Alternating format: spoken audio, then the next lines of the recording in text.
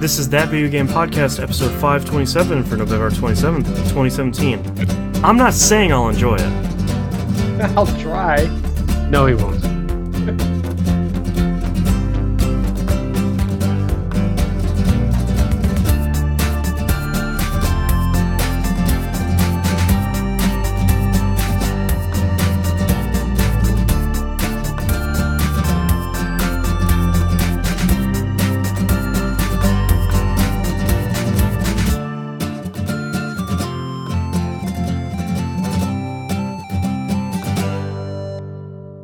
Welcome back to another episode of That Video Game Podcast. I almost said the Bonnie and Moonpier. Yep. I'm Rose Boston. Joining me, as always, is Knobs. What's up? And Moonpier. Hello. Three quick pieces of news here. Huge props. If you're listening to the fully produced episode, you probably noticed there's a new intro song. Musum was kind enough to not only make a break song, which you'll hear in a little bit, or an hour and a half, we'll see how it goes, but he also remastered the theme. So I really like the break song.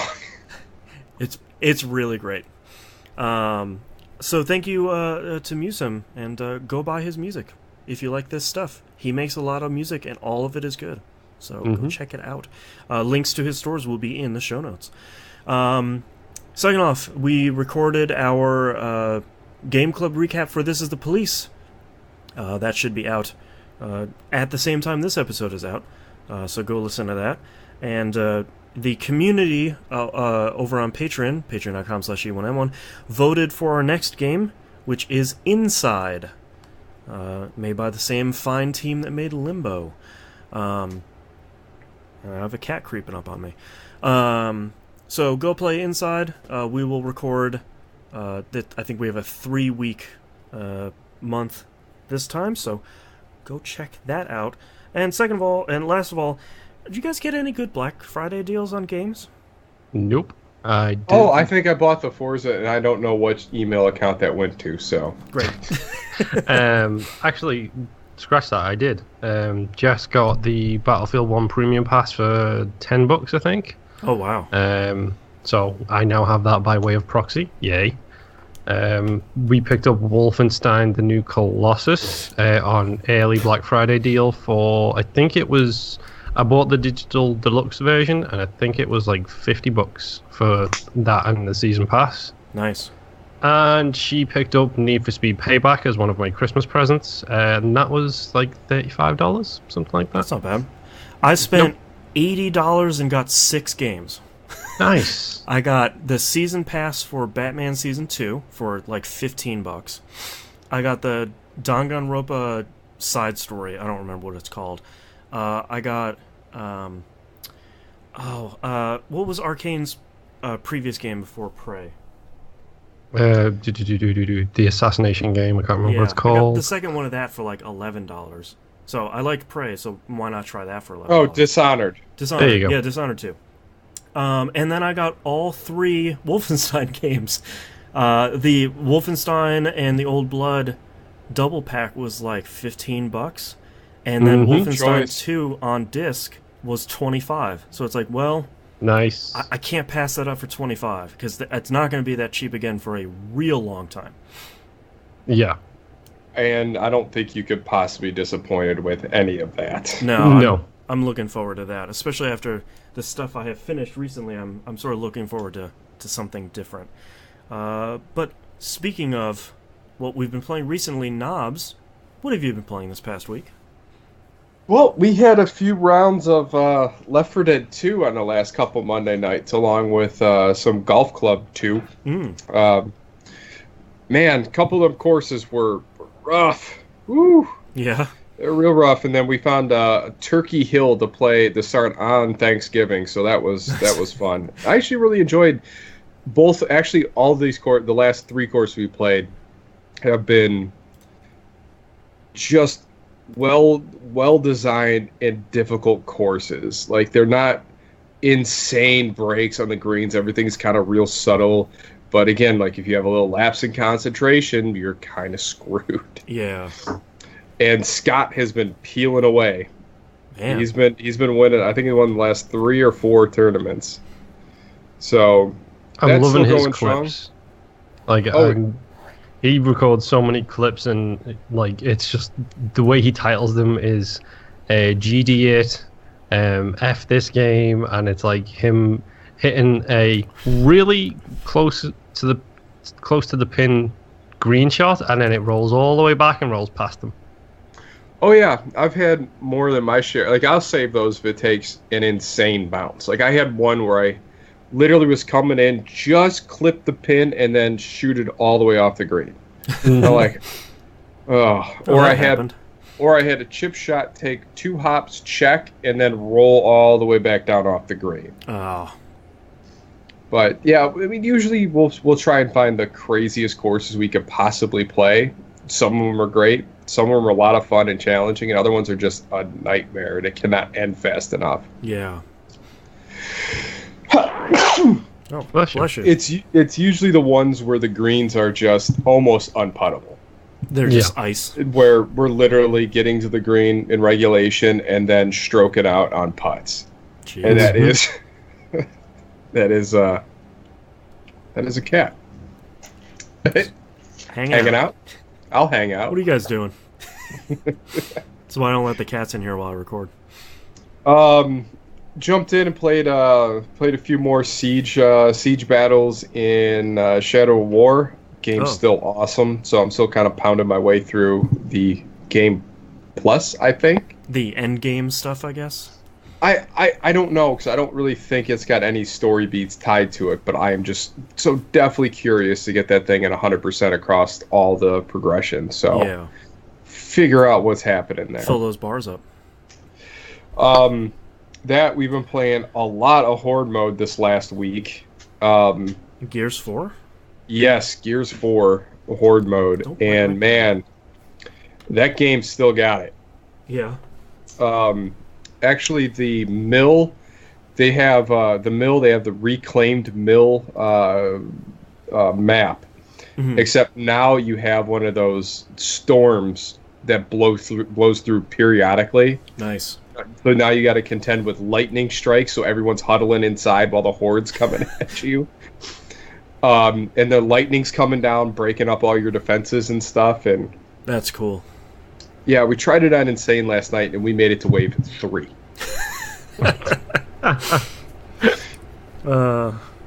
And then Donnie decided to exit out and bump it down the hardcore, which we finished, but didn't tell anyone we were restarting, so wasted a bounty card.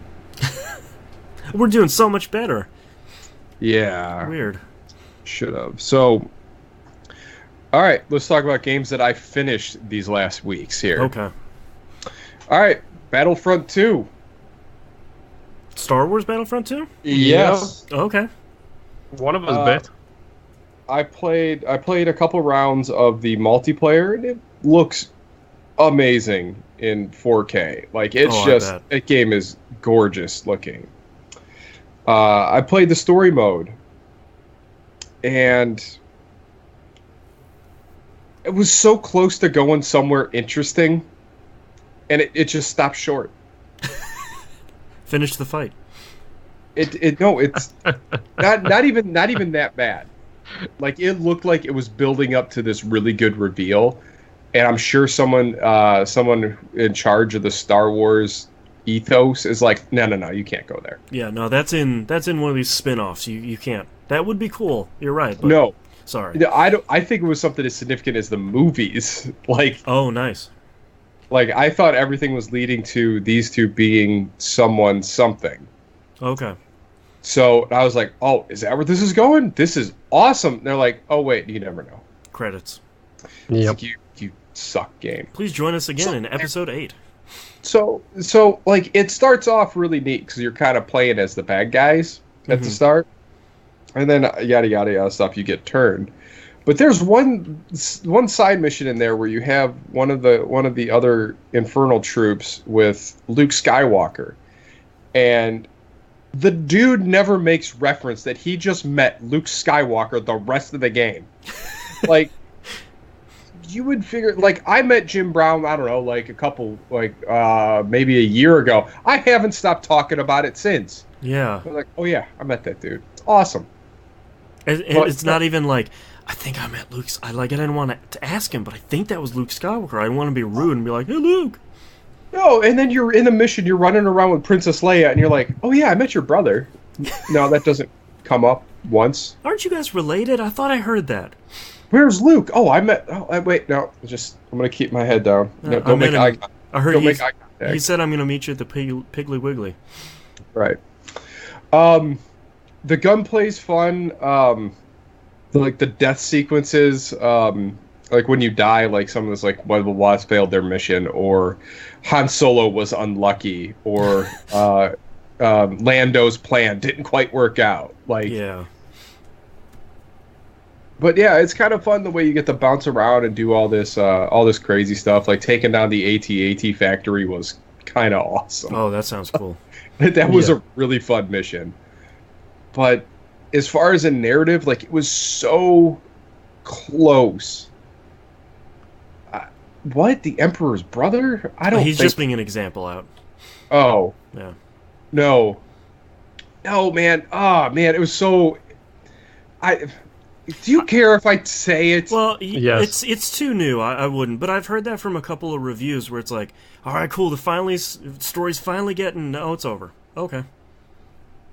Like it seems like it had good momentum and it had good promise, and then suddenly you're back at the main menu. No, like, I think what I'm hoping for is The Last Jedi comes out and then they finish the story beyond that point, because I think that's where they're going to make that reveal. But to do it ahead of the thing, but everything points to that direction. If it's not going to be that way, I'm going to be so you just miss such. If it is true, I'm going to be just as mad, because you had a great opportunity. Yeah. How long was the story mode? Oh, it probably wasn't more than 15 hours. Okay. That's way more than I thought it was going to be. Yeah. I could be wrong. Had 0. I did it in 2 sittings. Okay. It might be around 8 to 10, I'm guessing. That's still good. Call me pessimistic. I sort of figured it was going to be like 4 to 5 hours. Yeah, no. Me too. No, it wasn't. It didn't feel that short. But it did put you in a lot of different arenas and some really cool battle areas. But man, I just hate flying in those games. Yeah. Yep. That's, to be honest, that's something that everybody who loves their old school Battlefield flights seems to hate the flying in Battlefront. Yeah. And I can understand why, because I think I referred to it playing Battlefront 1 as baby's first flying game, because it's just super assisted, and because it's so assisted, it's impossibly hard to control in the first one. Mm. You know, and that's like, and here's the thing, like, there are games out there like Ace Combat that gets it right. Like, how can you not just ape that control scheme? I think the reason they don't is because Ace Combat, Elite Dangerous, these games which have very serious flight controls, the mass market don't buy these games in the millions. They needed something that anybody can jump in and play, which puts off people like us. But I mean, so for me, the Ace Combat control system is way more complicated than any of these games, and it is somehow easier to fly in those games. Yeah, but that's the thing, is you've got, for lack of a better way to put it, the gaming knowledge to operate your hands and those sticks in that manner. Your John Q Street Fighter fan will pick up the controller and be like, I don't know why down goes up. Well, and it's sort of a shame, because an easier control scheme is good for the mass market, or is good for, you want more assists for people that might have disabilities, or maybe younger kids that are playing it. You want them to be able to play as much of the game as possible, but it's sort of a shame they don't have, let's call it a classic control scheme for flying, where it's sort of like, all right, let's take some of these assists off, let's maybe move it back to some of the old Battlefield style and make it a little bit more complex. But even if you don't know how to play games like that, you can grow into it. If you already do, you can just say, oh yeah, let's turn on the classic control scheme. Okay, now I can fly stuff.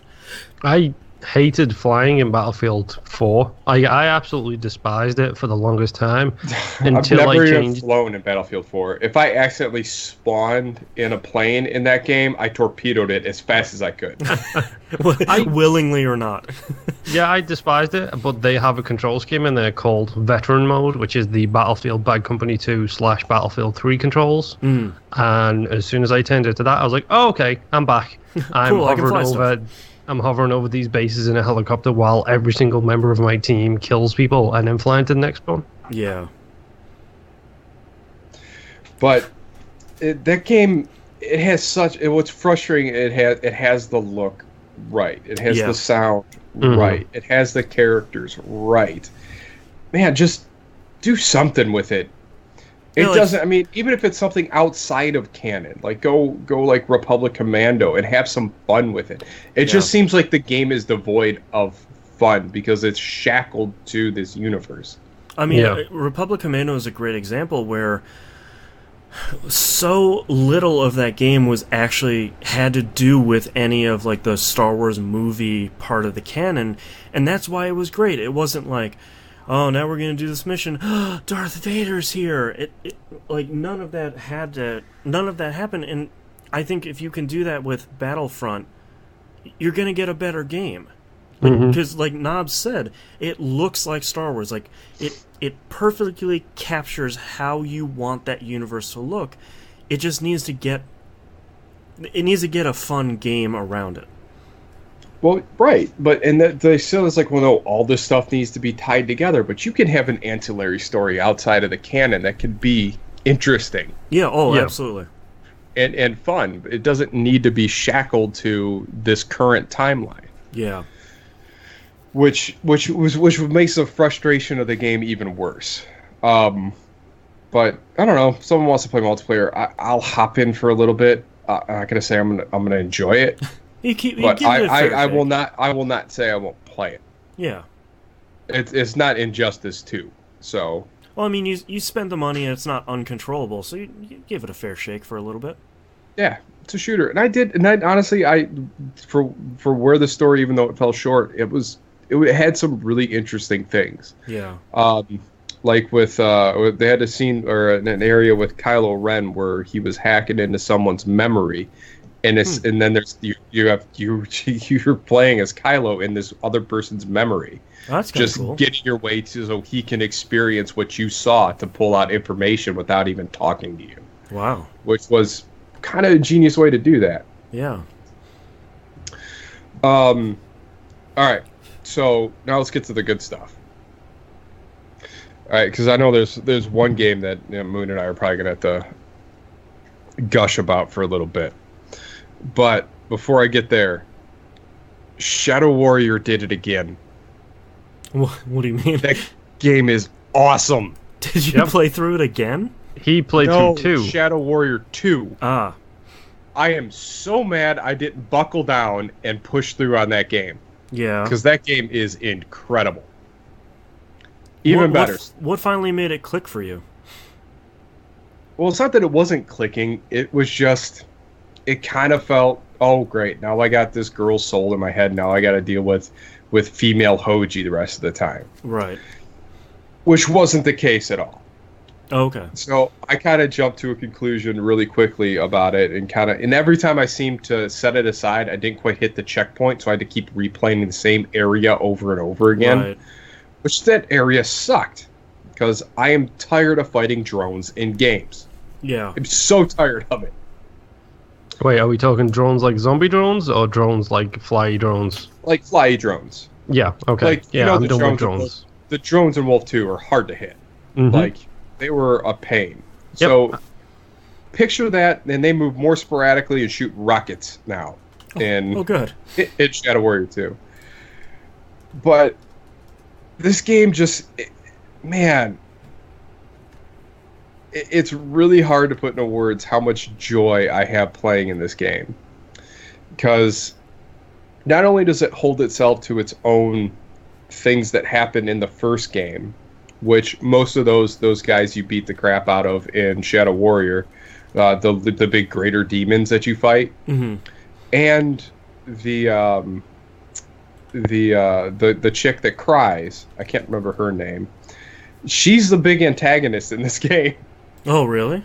Yeah, and you start finding out the reasons why they locked her away before, which now it's causing the two realms to cross over and just put an unbelievably fun shooter together. Man. And the arsenal is just bananas. Yeah. Now you have demon weapons, and now you're crafting. There's the whole. I didn't even get into crafting guns yet in this game.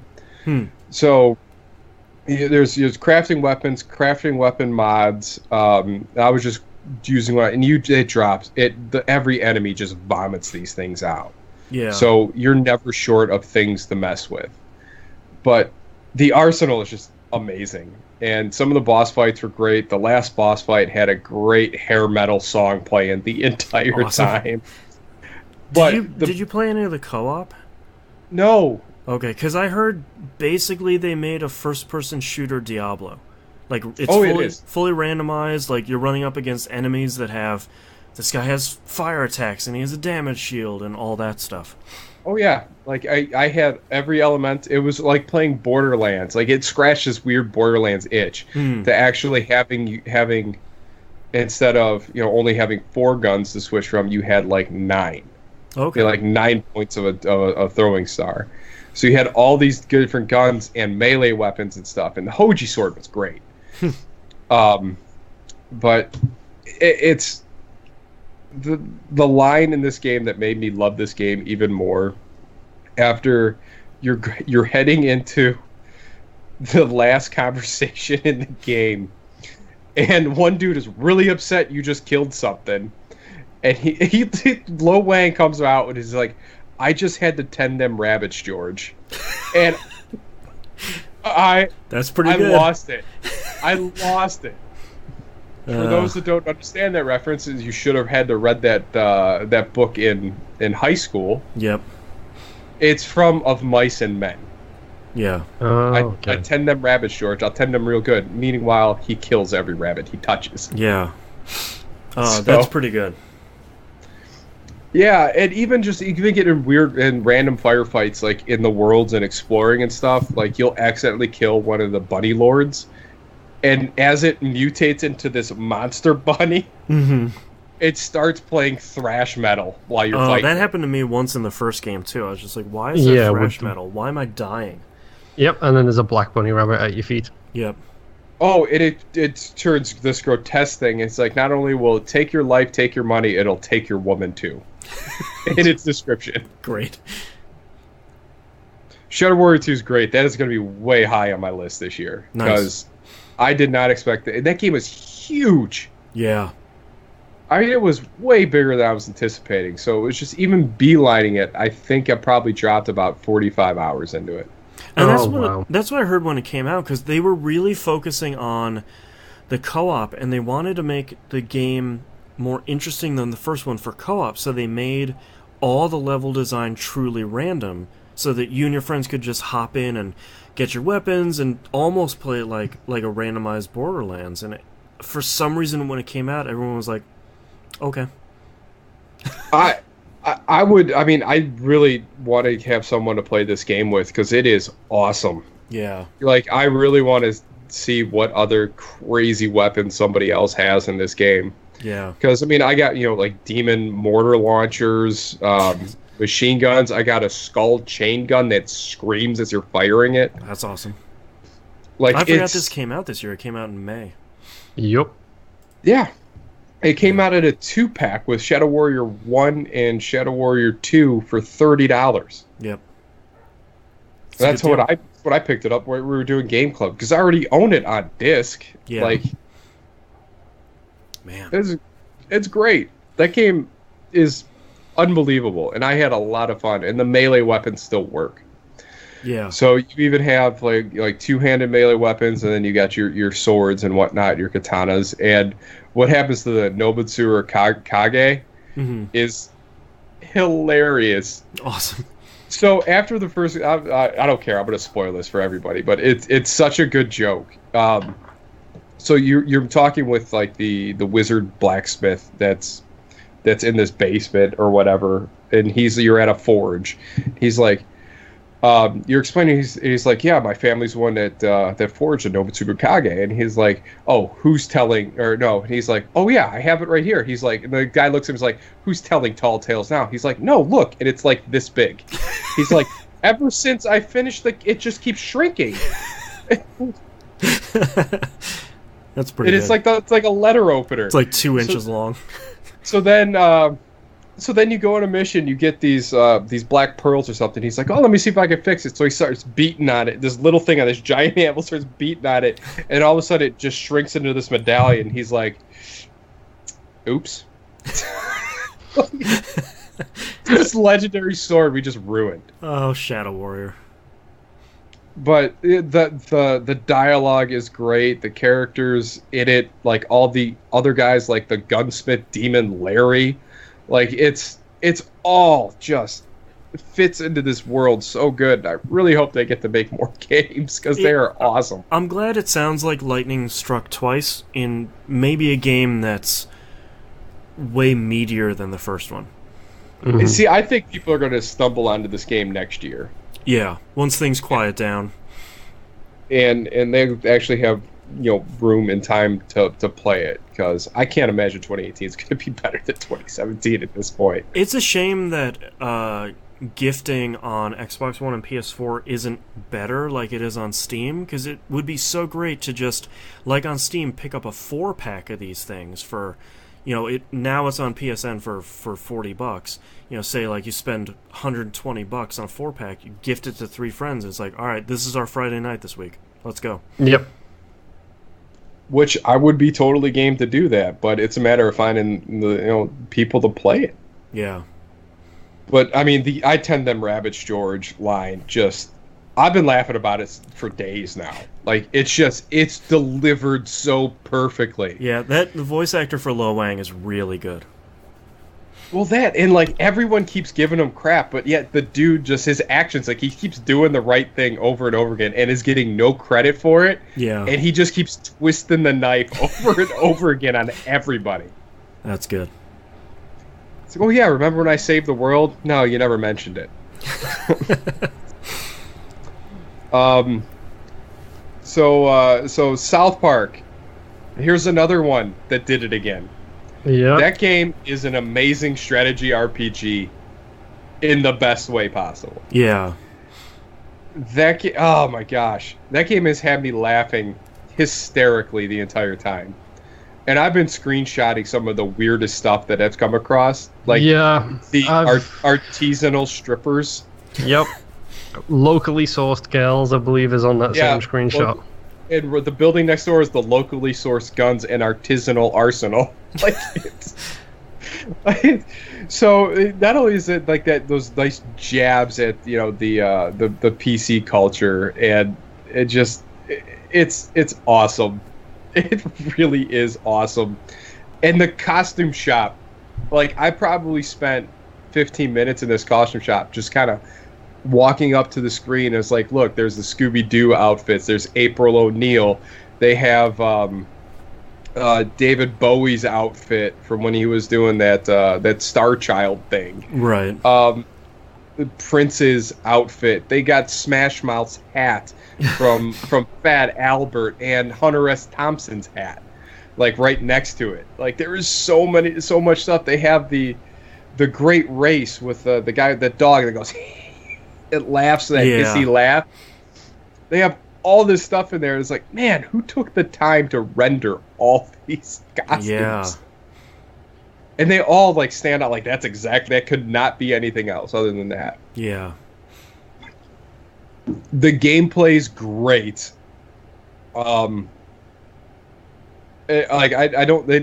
I can't believe Ian hasn't spoiled any of this game for me, even though we've talked about it a lot in as vague terms as we possibly can when we were playing Gears last night. But the game at its core is really interesting and really good. Oh man, who did Cartman called me Tom Brady because I guessed a code to a door right. He called me a cheater. That's awesome. Because there's no way I could have known what that is. But, come on, it's a church. It's kneel before Jesus. Like, what else could that be? Yeah. And, like, it's got the little lines, like, on the number code of the words it's going to say. Like, yeah. So all the passwords are coded like that. Well, so far I've only run across 2, but whatever. They just craft such a good world, and I was really nervous that this wasn't going to be anywhere near as the Stick of Truth, and it is better. Yeah. This is way fun than Stick of Truth. Really? Oh my god! And granted, I really like the fantasy stuff that they did in that game. They've done the superhero world way better than anything I could do. Yeah. Jimmy is the Flash, the guy with little walking sticks. Right. And he just he's warping everywhere. He's your fast travel. That's pretty great. Yeah. Oh man, and the Scotty, the diabetic, super diabetic guy, or you have Craig. So the part that's killing me more than anything else. So Craig's dad is into Amoe pictures, which are those weird compromising pictures of people, like in anime style. So there's all these pictures of Craig and Tweak just all over this world that you keep collecting. Oh, I've seen the Yowie pictures. Yowie, that's how you say it. Yeah. Okay. I didn't know that. I haven't watched South Park in like 10 years, so I didn't know that was a thing. But yeah, apparently you collect some boy love pictures around the town. Oh, wow. Yeah, Jimbo Jago's he's like, well, I'll get you there quickly. Like, it's he's so perfect. And then you got Timmy as like a Professor X Start character, where he goes like this and like he's talking perfectly clearly, even though all he says is Timmy. And all of a sudden he teleports across the land and he goes, Timmy! Like, I cannot believe these characters are this good for a game like this. Oh my god, and Stan's dad, well, you have a boss fight with Stan's dad where he's red wine drunk. So his pants are on his ankle and he's throwing bottles. I mean, I think it was their smartest idea to not go fantasy again. For the kids, it's another day. So they already played fantasy. Like they're gonna play something else, and I think that's the smartest thing. And to go with superheroes being so hot for the last couple of years, I think that's a pretty clever, natural way to go. Well, it opens up with you back in the fantasy world, and then all of a sudden they just switch on a dime like kids do. Yep. Oh no, we're doing superheroes now. Yeah. It's. I really wish I'd have started this one sooner, because this is great. So I'm really enjoying that, and that's why I've been late to the last 2 shows, because it's like, just one more battle. I'm almost done with the dungeon. Like literally, like we went to record Game Club. Like all the battles have been really quick, except for the one I started just before that.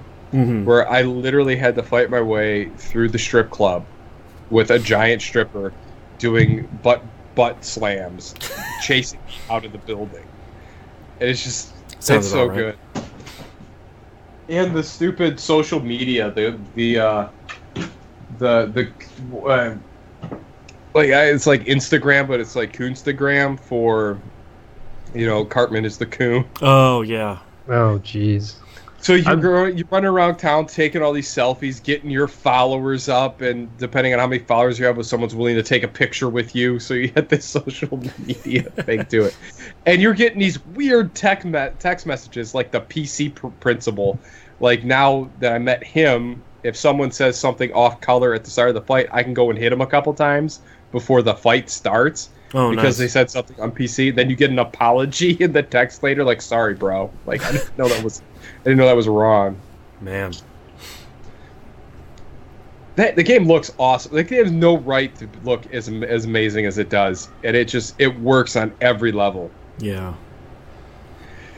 Oh my god. Alright, and then the last game that I finished this last sabbatical here. Yeah, let's talk about this one, shall we?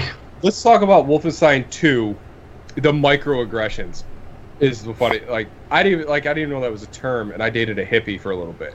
Like, to be clear, we really can't spoil a lot of this game because a lot of it is something people should experience. Yes. Which one? Wolfenstein? Yes. I can't. I don't know if I liked it more or as much as Prey this year. Yeah. Mm-hmm. I think. I mean, there's so much we're limited on talking about for this. I think the moment-by-moment gameplay is not as good as Wolf 1. I think the overarching story and the big set-piece moments is so much better than Wolfenstein 1. Mm. There are moments in this game where you literally think, did that just happen? Yeah? Okay. Yeah. And there is one moment specifically which I cannot ruin because I never thought they would go there. Yeah, and they went there. Yeah. That's the spoiler I read, and I was just like, okay, I want to play Wolf 2 now. Awesome. Yep. Well, it's not even like, even that you know it, the way it was presented, because... Right. Because you're dealing with the ramifications of Wolfenstein: The New Order. Now, the Old Blood takes course, which I think the Old Blood is a better all-around game than the New Order. Mm-hmm.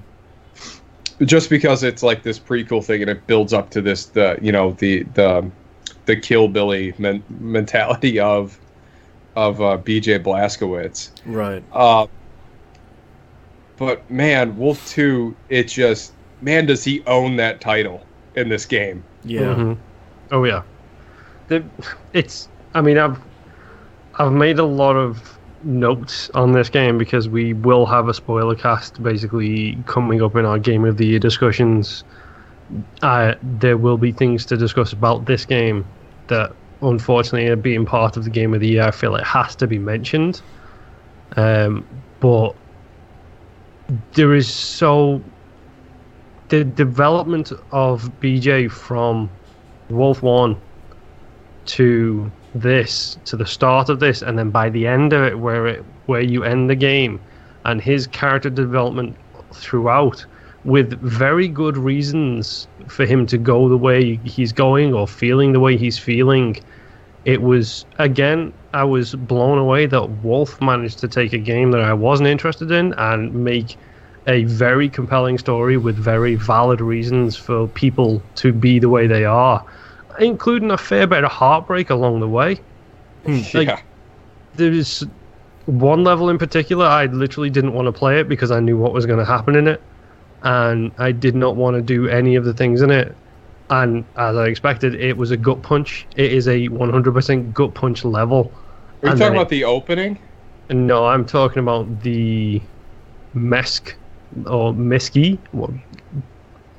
It's in Texas. Oh, Mesquite. Oh, yeah. Yes. Yeah, where that you level. yeah. The Where less there's said, the nothing better. you couldn't do anything to stop what was happening. Yeah. But man, like, cause I thought the mission before that, like where Dimebag was talking about, he just finished Area 52. How awesome was that train fight? Mm-hmm. Oh yeah. It's like the set pieces of this are bananas. But where I thought the game had spoiled itself for me when it like the title of one of the achievements are finished is Space Aliens, and I'm like, oh, is it going there? That's going to be awesome. But the left turn it makes at that point, I didn't see coming at all. Mm-hmm. Not at all.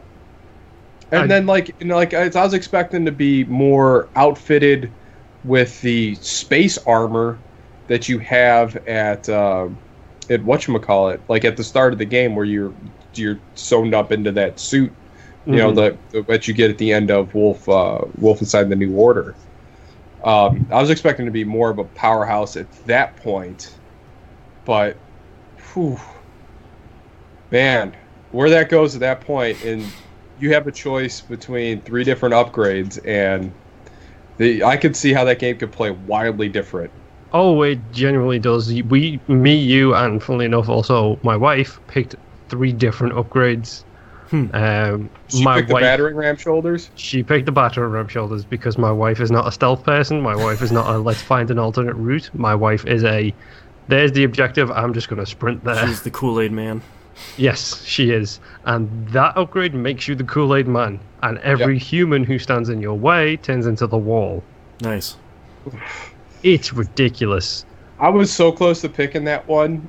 Because you have your choice between like these weird augmented shoulder pads, or a constrictor, which kind of smushes your body down to the size of a rat, so you can go through the small vents, or you got the stilt legs, which the one I picked to get up high because I like to jump in the middle and then John Wick everything, like 2 shots, get 1 shot on the leg, next one in the head. Right.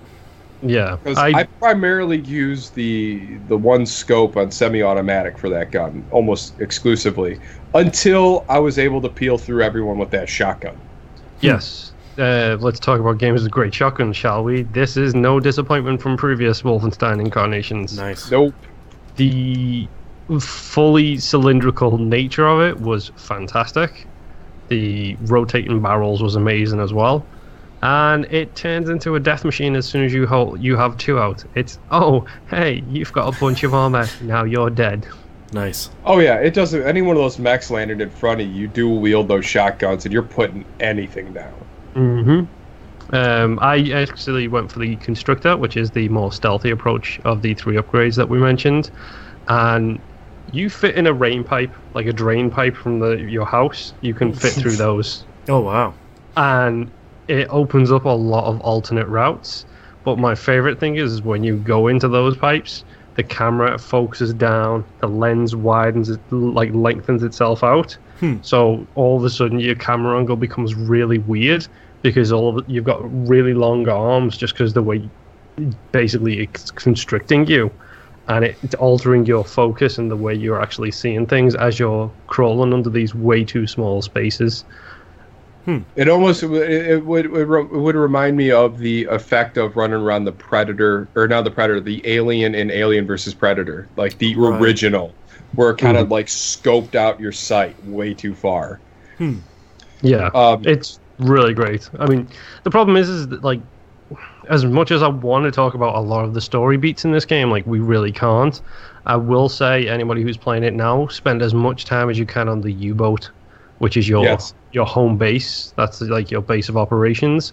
Spend as much time as you can there, because there's always conversations, there's always character beats, and there's so much to learn just by being there. I think Sigurd is my favorite character now in the Wolfenstein series. Well, Sigurd, that cat? No, Sigurd is the young girl you meet near the start of the game. Not young, slightly bigger girl. Oh, okay, yeah.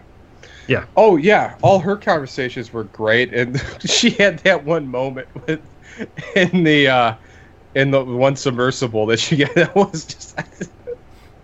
What was crazy about what's crazy about Wolfenstein is they've managed to humanize all these... You literally care about everyone on this boat with you. Yeah. Which was... Like, you just think usually NPCs are just some fodder. But they all have these really interesting stories about who they are, what they mean to the revolution, and, you know, in meeting the guy with the baby and the Black Panther chick that ends up taking over the boat. And man, it is... you're right. Like, I think the gunplay and the actual the point A to point B shooting was better in the New Order, but I think the set pieces in this game were infinitely better.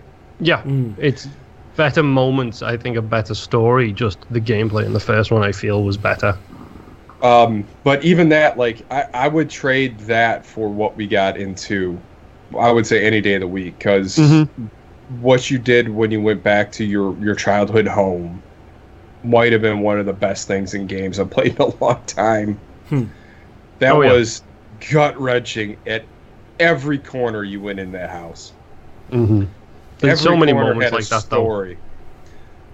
Yeah, and seeing a shelled out New York City, and I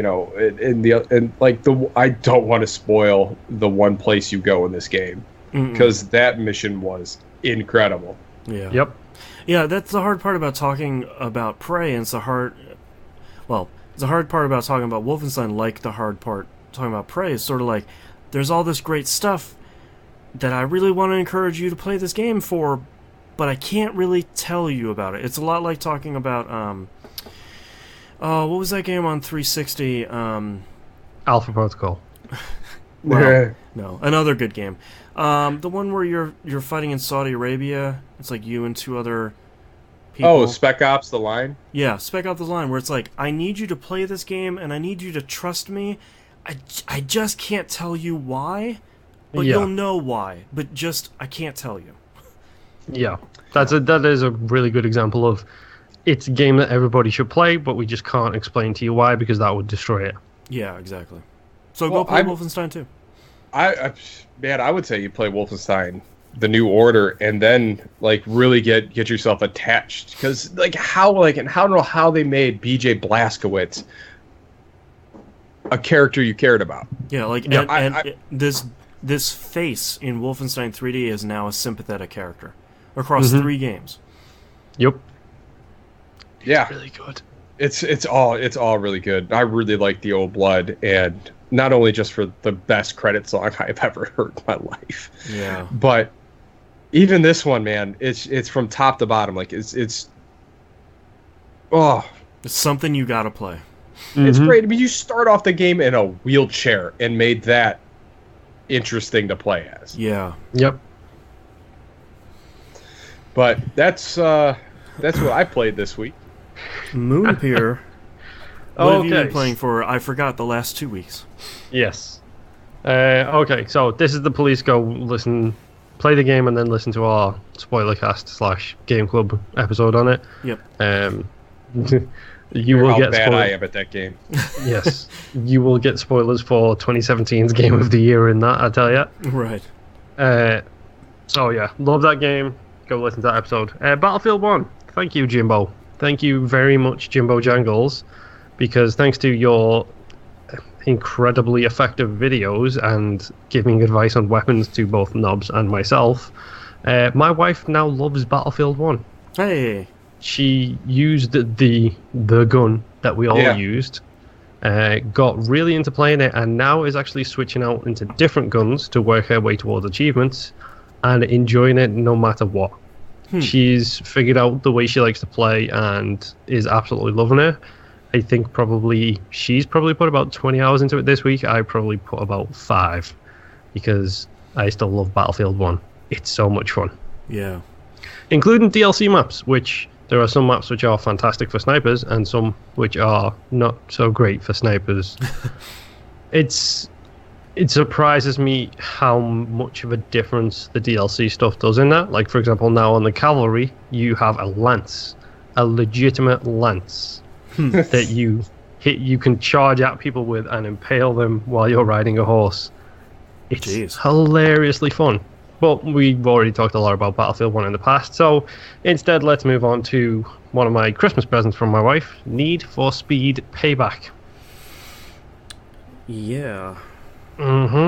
So, do we want to start with the good, the bad, or the ugly? Let's start in that order, though. Let's sell it a little bit here before we crash the dreams. Okay, so let's sell it a little bit. It's a very arcadey racer. It's basically on the level of Burnout Paradise, slowed down. So Burnout Paradise was a very simple game to control. Hold the accelerator and never let go. When you need to turn a tight corner, just keep hold of the brakes for slightly longer and drift. Dead simple. Super arcadey. Payback operates pretty much the exact same way, with one exception, which I'll get into in a little bit. But it's super easy to control, super easy to drive. It's not realistic in the slightest. Yeah, it's like we thought. We thought it was going to be a summer popcorn movie. And so far, that's exactly what it is. Which, to be honest, it's hit me at about the right time. I've flown through some very serious games recently, Wolf 2 being one of them, my next game being another one of them. And it's good to have a dumb switch off your brain and just drift around every single corner, no matter how severe the turn is. So it's actually surprisingly pretty good in that front.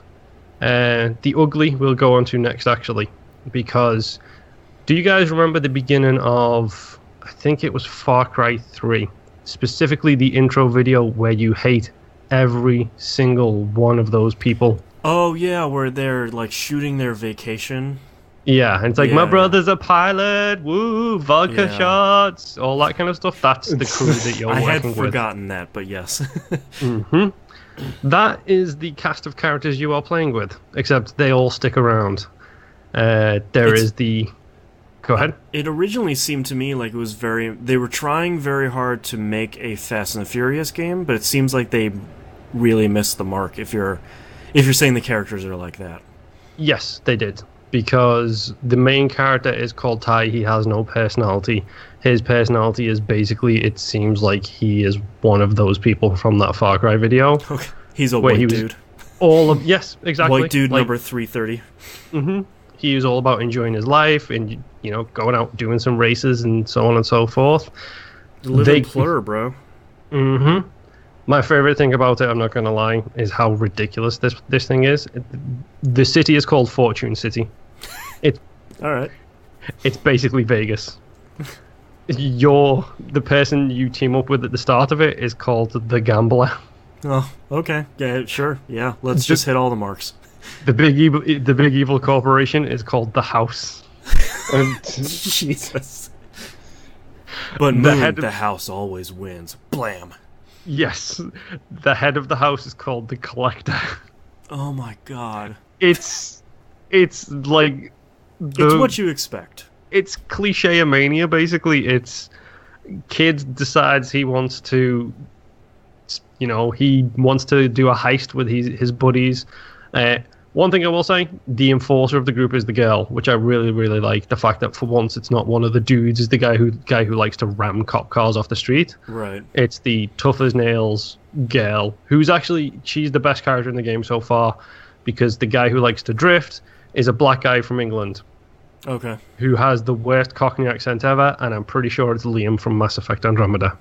And he's my least favorite character in Mass Effect Andromeda. Well, he's back. Yes. And he is as cliched as you can be in this as well. Same with Ty. Jess, ironically enough, the girl, is the only character I'm actually enjoying so far. Okay. So, gameplay-wise,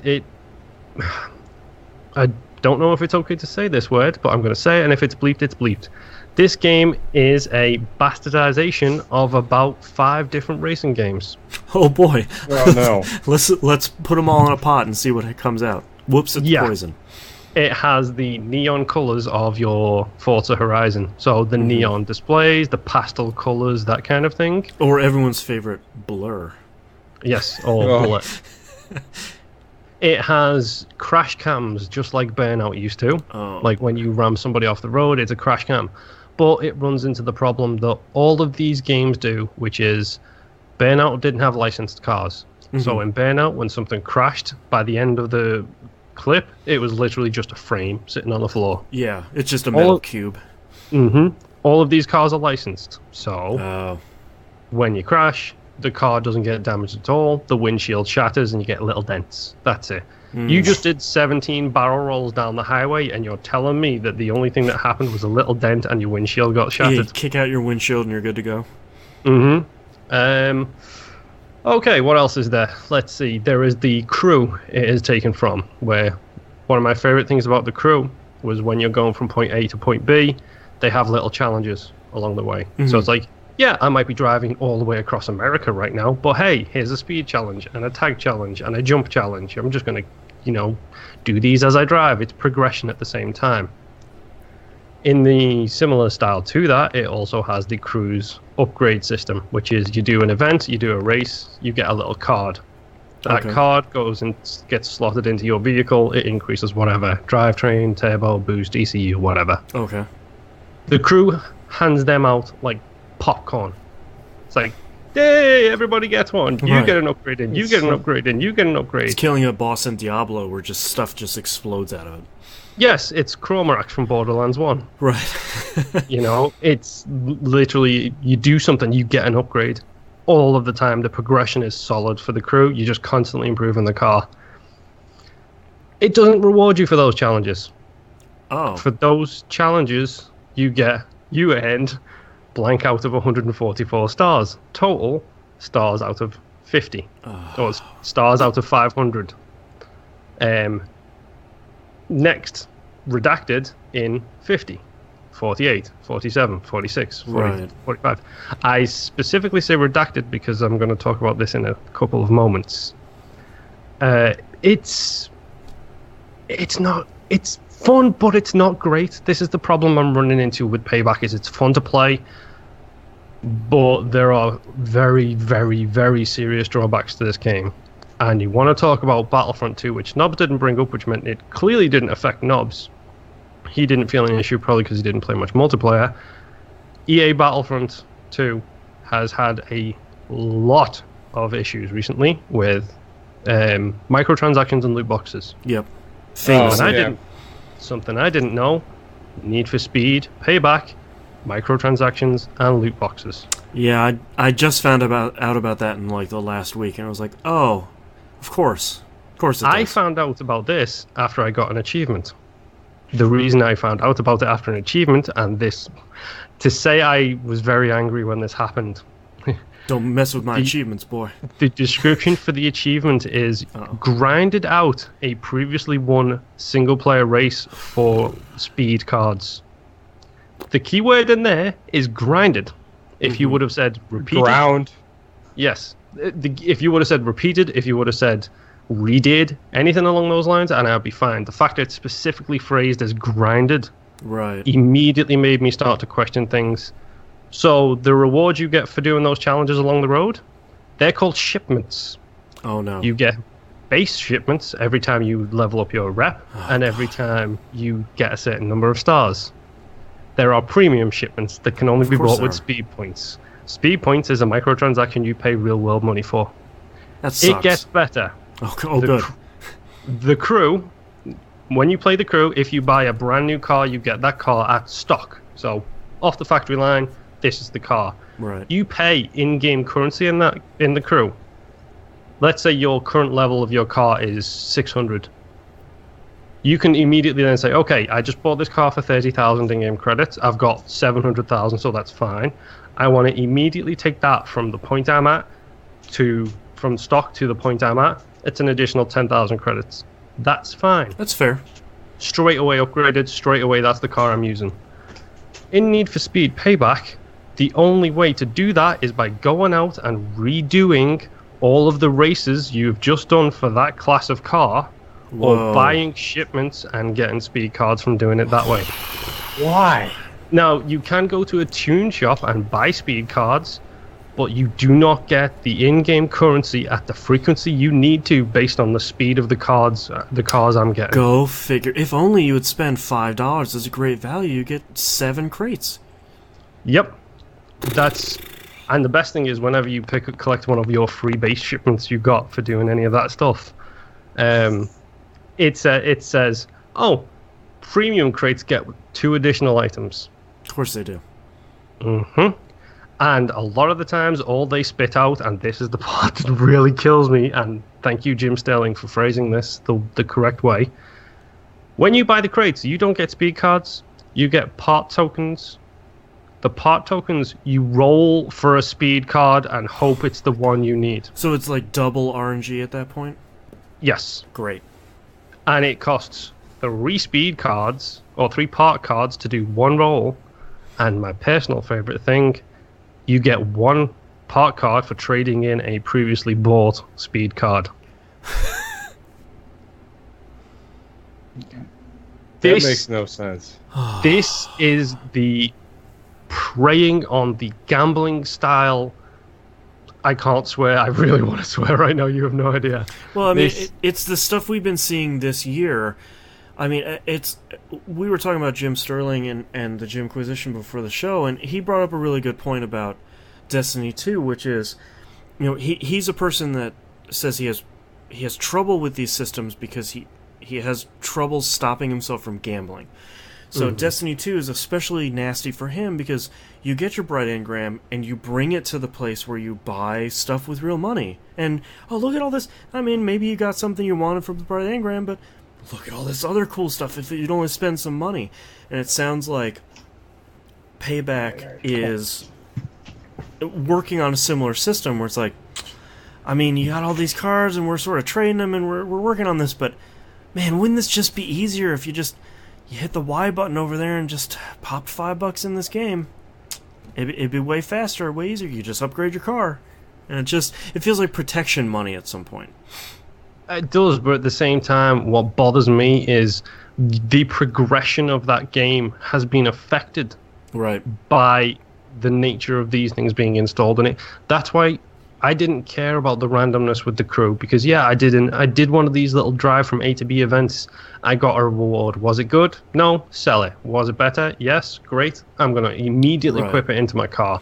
And on a long drive, like there's some missions in the crew, which if you drive from East Coast to West Coast, I think that's like about an hour and a half worth of consistent driving.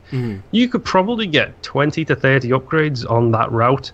And then literally you buy a new car, immediately upgrade it to the level you're currently at. That is fine. That's fantastic. You've got that loot-based system in there. And it in the crew as well, it is really effective at being like, oh, just one more little race, just one more little event, and then I'll get a part, and then I'll be done. Right. Oh, but one more is fine. That's fine. That's a gameplay loop that's really, really good. In this, it's like, I don't want to go out and do this 2-minute race, which is like, for example, I got a new off-road vehicle that starts at level 100. I go to the loot shop. It has a limited stock, which takes time to refresh. Oh my god. So even if I go there and drop 100,000 of the in-game units on new parts, it's still not good enough. And I've got to wait 5-10 minutes for that shop to then re-up its stock so then I can go back and upgrade my car some more. You and I were looking forward to Forza 7 when it came out, and when we heard that they gutted and radically changed the mod system, both you and I said, well, we're out. That's core functionality to the game, and you cannot fairly replace that with loot boxes. And I think we were the thing we had in our mind was exactly what they did with Payback, which is you're taking this $60 game and you are putting free-to-play mobile tactics in it, and mobile tactics and those sort of design choices and all that on mobile games is fine because you're not paying anything up front. Yep, that's the whole point, is they are free. Yeah, I don't want to pay $60 and then get free-to-play tactics on top of it, because that's what they're doing with limited stock that you have to wait for in the store. They're just saying, man, if only you could keep playing, just $10 over here on the other tab in the store, you could just keep playing. No, I paid my $60. That gets me the game. I mean, that's what bothers me the most, and I'll be honest, I do not want to hear the argument of games are more expensive. As, again, talking about Sterling, as he so rightly points out, people, especially executives, will come out and say it's impossible to make a good, successful game without this kind of thing. Stardew Valley was one of the best-selling games last year. That didn't put any of this stuff in it. That was a single-player game with no multiplayer, and that thing sold millions of units. I sort of want to put an asterisk on that, though, because I've been thinking about this for the last couple of weeks. I don't want to hear that from EA Dice or Activision Blizzard or Take-Two. The big guys, no. Yeah, I don't. No. If someone is coming out and saying like the Stardew Valley guy who worked for 6 years by himself to make this game, he can say look, games are too expensive to make. These are really hard. Or if a company is trying to make a bunch of mobile games, smartphone games, and they say look, it's free, but we're gonna put advertising in, and you can also buy loot boxes. That's fine too. Like, that's probably 3 people sitting in their garage or 10 people sitting in a shared office space somewhere. But I don't want to hear someone like Ubisoft coming out and saying, like, boy, these games are really expensive to make. We had a banner year, and we fired most of our employees, and we don't pay them more because the game did well. Mm-hmm. You can't do both. The thing is, we will now, as far as I'm aware, it might have happened once or twice, but we don't hear from these small teams about how expensive games are to make. Right. We don't hear them making excuses for putting these type of things in their game because they release them for free, or they have reason and validation to do it, and we all understand that. Yeah. The people we hear excusing this type of behavior and excusing this type of development is the big companies who are publicly traded and all about the bottom line. Well, look at Rockstar. Shark Cards have done billions of dollars for them, but they still are. I live in San Diego. You hear a lot of horror stories from working at Rockstar. They still treat their employees terribly.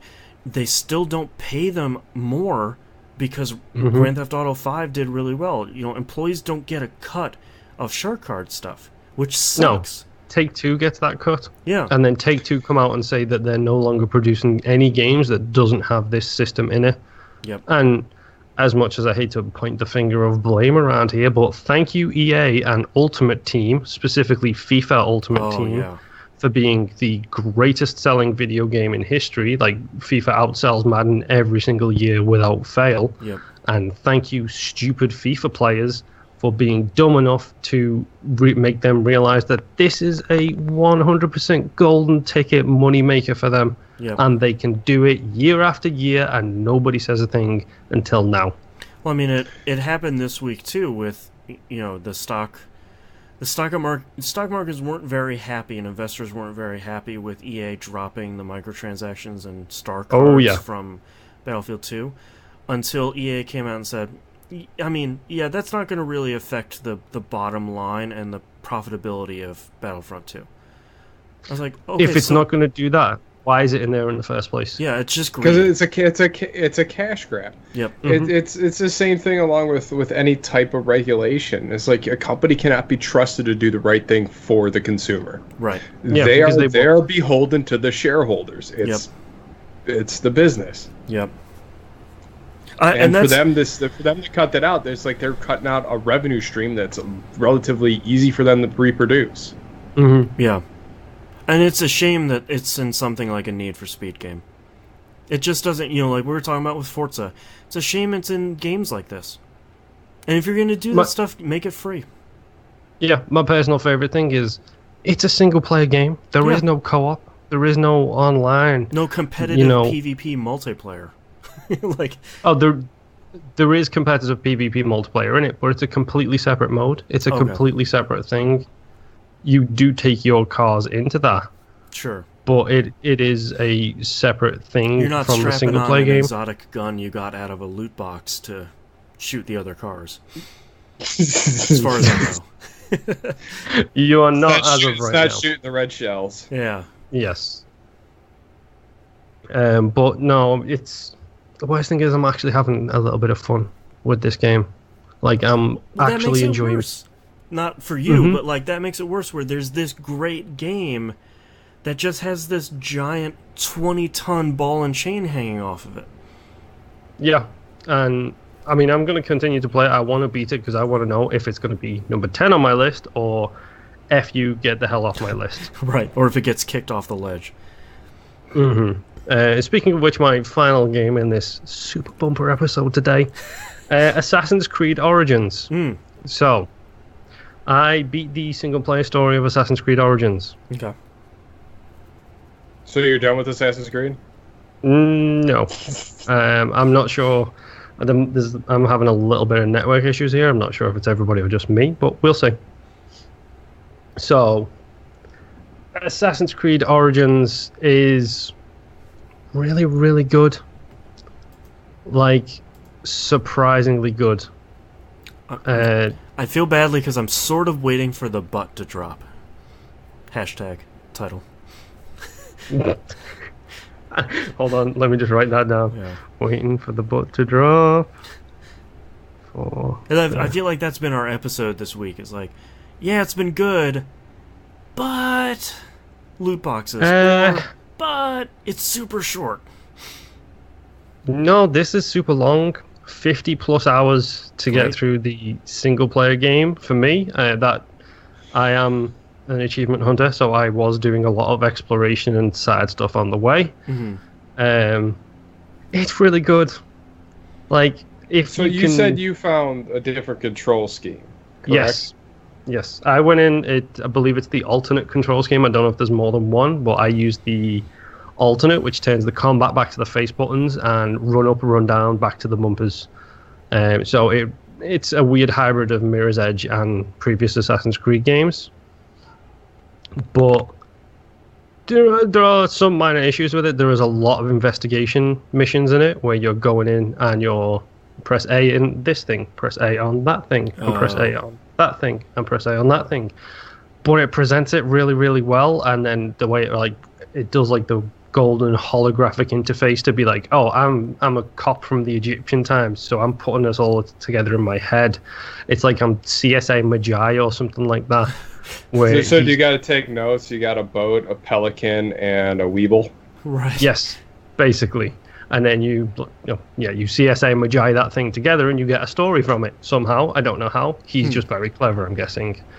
There's a little too many of them, but the collectibles are nowhere near what they have been in the previous games. Like, my wife took a screenshot of her Assassin's Creed Unity map. Oof. It was ridiculous. I completed the game and still had 4 areas that I hadn't explored. Oh, okay. So after I did that, I went and explored those areas a little bit.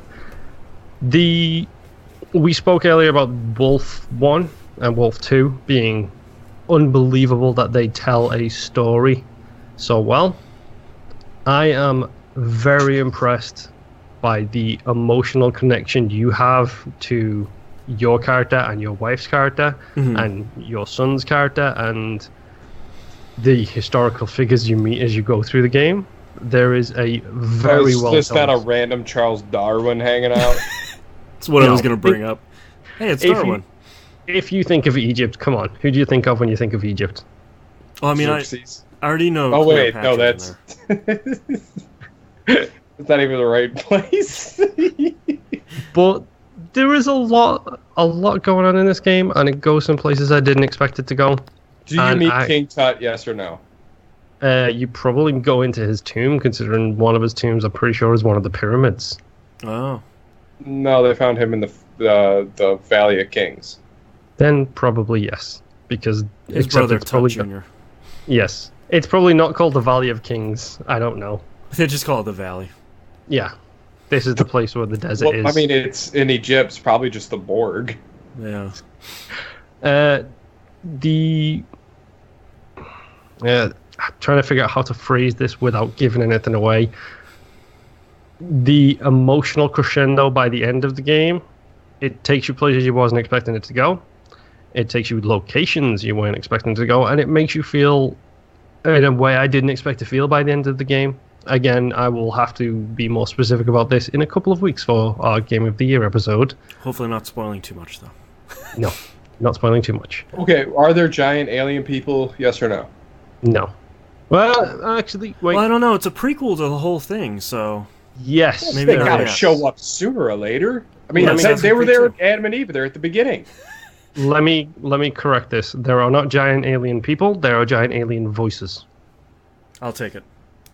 There is a few of them that just sounds like higgledy-piggledy that I don't understand what you're saying to me.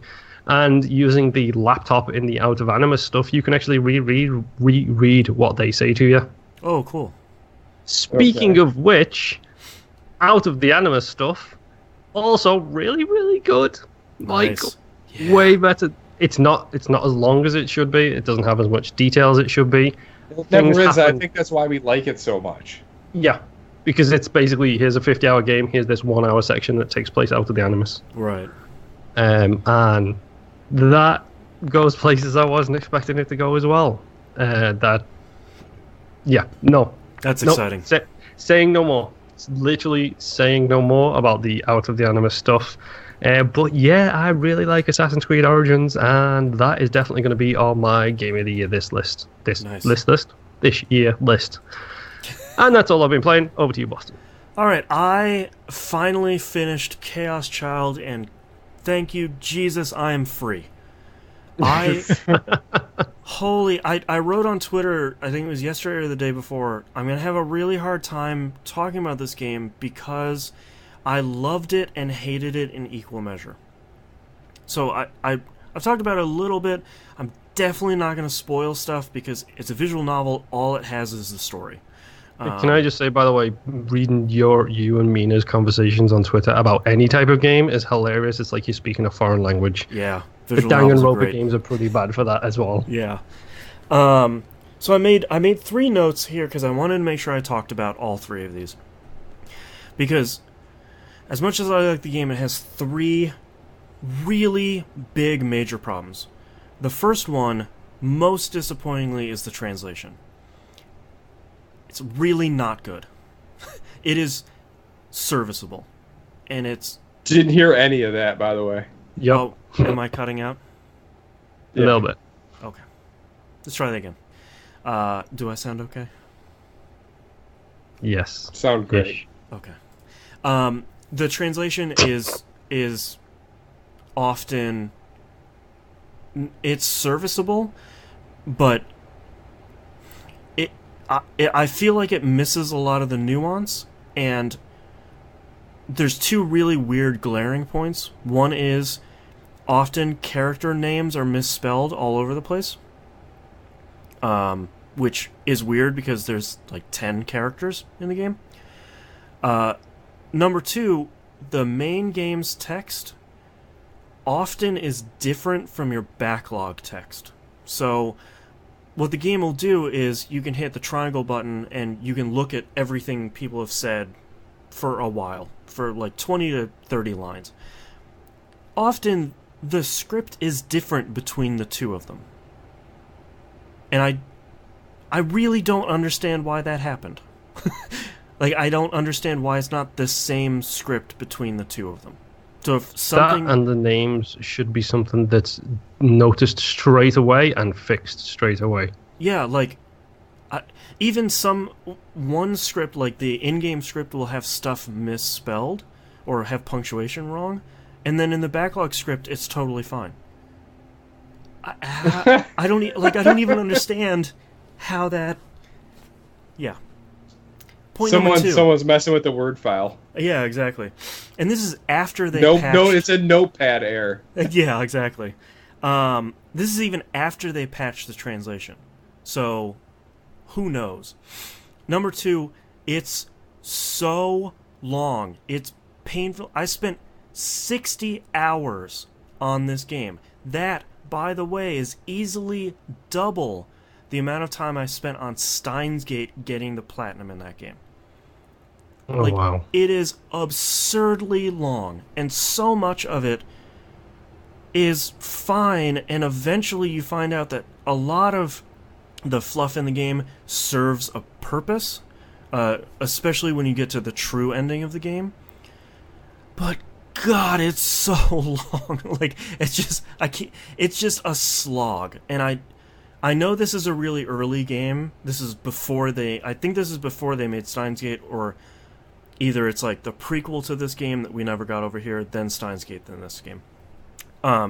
It's just absurdly long, and I think by the time you get to the true ending, there are a lot of... It's a visual novel, so obviously there are twists and turns all over the place. I think the story beats that it hits in the true ending, to make matters worse with the length, I don't think it earns that stuff. So by the time you hit like the real revelations to wrap the story up, it's sort of like, yeah, okay, cool.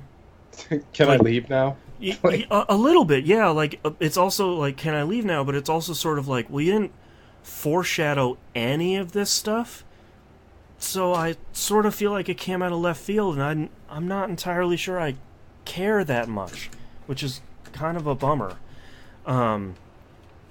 overall the story was fine, and I think it did itself a disservice by telling the most interesting story stuff in the first playthrough, and then you had to play through.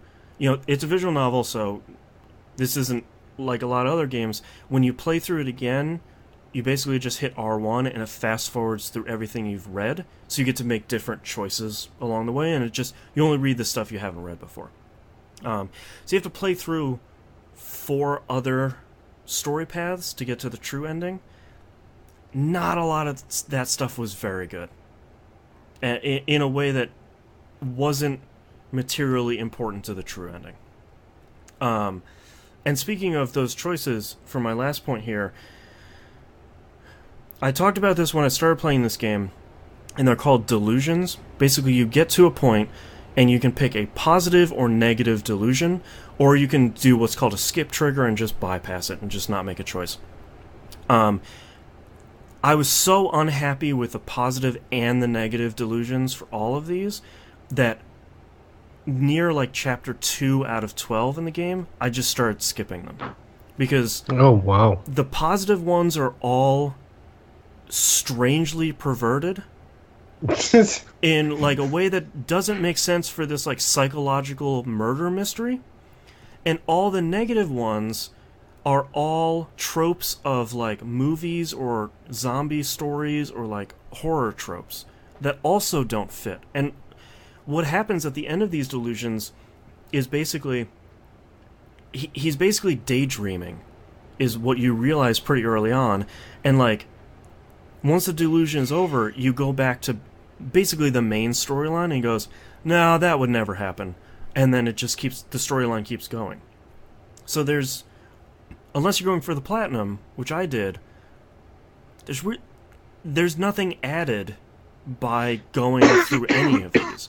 And unfortunately, these delusions, picking positive and negative, or a combination thereof, is how you get these other endings. Oh. And it sort of sucks when you just want like most visual novels, you just want it to pop up a decision and say, should I go here, should I go here, or should I go here?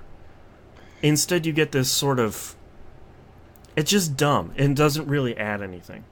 So you don't get your turn to page 53 for this line. Yeah, and like that's such a great part of visual novels, is you're figuring out the pathways you haven't taken yet, and eventually, it does read a lot like a choose your own adventure book, because you're sort of making all the wrong choices and getting all the different branches, and eventually you get to all of them, and then the true ending unlocks, and the whole story wraps up in a nice bow, which Chaos Child did. But by the end, like, I got the really good story, and it went to crazy places, and it got wrapped up on the first playthrough, which is supposed to be like, you get through half of the story and you get a cliffhanger, and then you start exploring all these side stuff. But it almost never reached that same height, which is kind of a bummer. So it's good. At the end of the day, this is a good visual novel.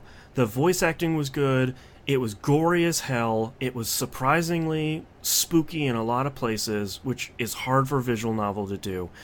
The storyline went some absolutely unexpected and really fun and interesting ways. I don't see where people were coming when they were saying this is one of the best visual novels. I wholeheartedly cannot agree with that. I think it's fine, but when you look at something like Steins Gate or 999 or Phoenix Wright, those are the visual novels you should play. Like, actually in reverse order, start with Phoenix Wright, go to 999, and then hit Steins Gate, because you sort of lose puzzles and focus more on story as you go through those games. I throw Hotel Dusk in that mix too. Hotel Dusk is a great example. Yeah, I mean that's very much that leans a little bit more on the adventure side than it does the visual novel, but you're sort of getting a little bit with chocolate with your peanut butter there, and I can't. Gross. Yeah, and Nobs doesn't like chocolate for anyone that's listening.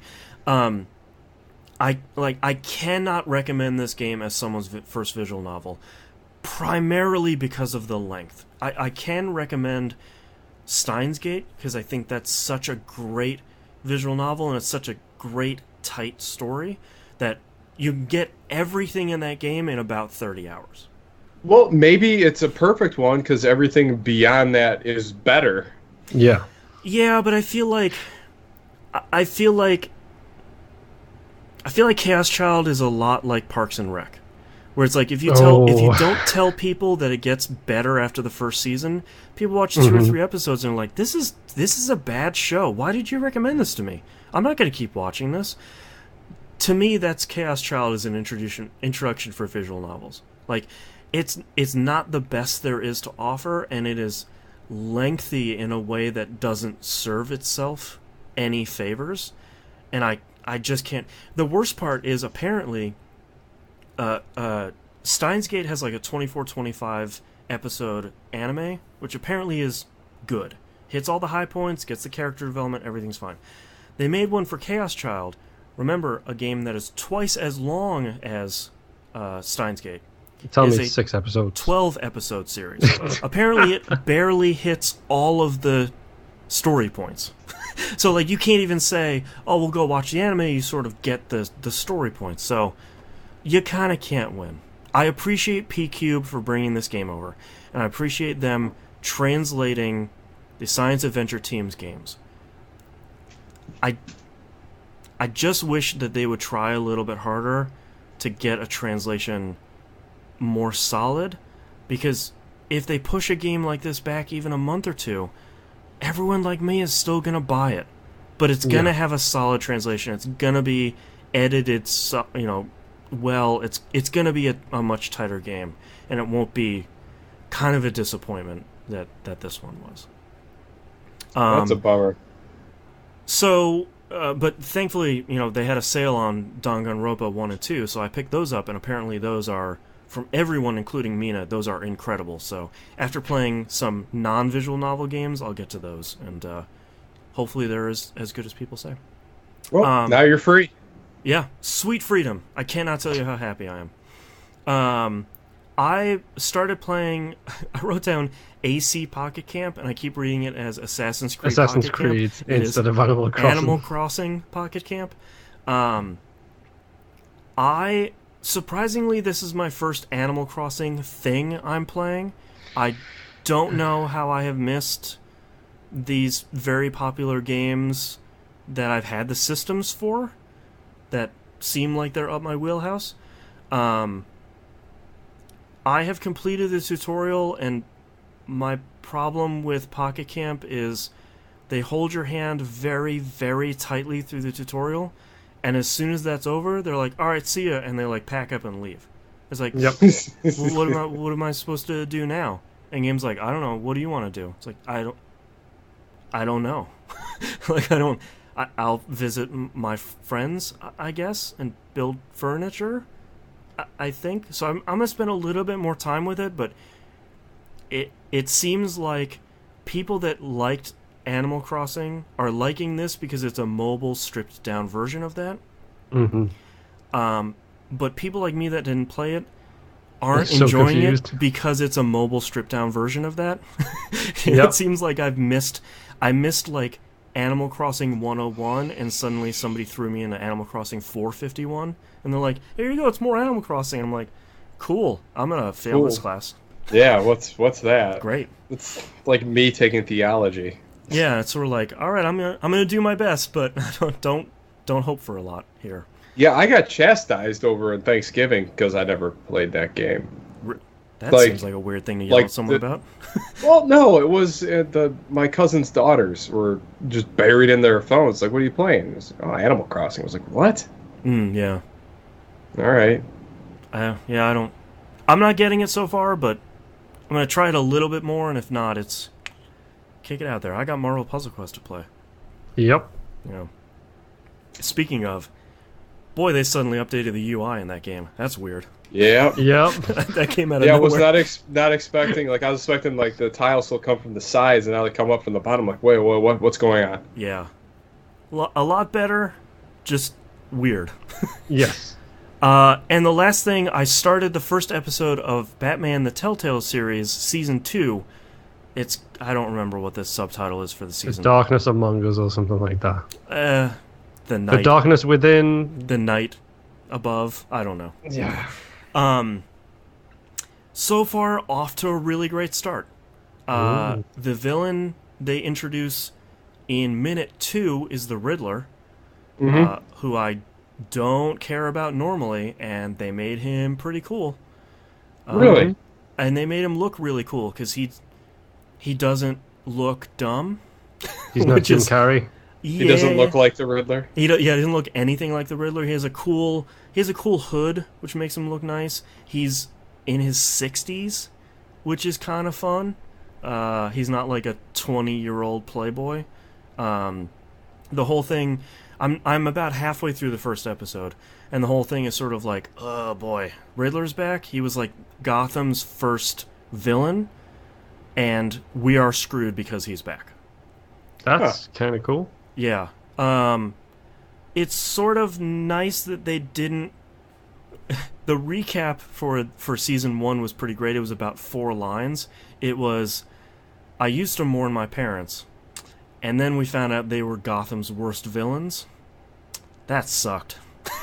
And just sort of like, all right, let's get to it. Like, okay. I imported my save and everything, so I know a lot of that stuff will carry over. I almost wish they would have shown me maybe what happened in episode 5, because maybe I forgot a lot of stuff as soon as I first saw Alfred. I maybe forgot what happened at the end of that game. Spoilers for maybe the end of the first season.